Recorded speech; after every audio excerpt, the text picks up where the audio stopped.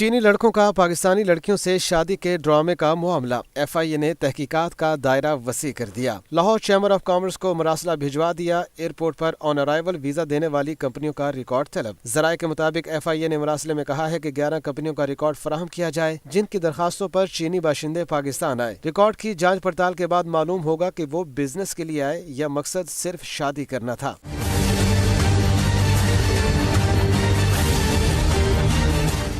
ذرائع کے مطابق تحقیقاتی ادارے کو دوران انویسٹیگیشن شواہد ملے تھے کہ چیمبر آف کامرس کے جعلی لیٹرز پر بھی چائنیز کو بلایا گیا ہے۔ آن ارائیول ویزا جاری کیے جانے والوں کی تعداد 100 سے زائد ہے، جبکہ تحقیقات میں لڑکیوں سے مکروہ دھندا کرانے یا ان کے جسمانی اعضاء نکالنے کے ثبوت نہیں ملے۔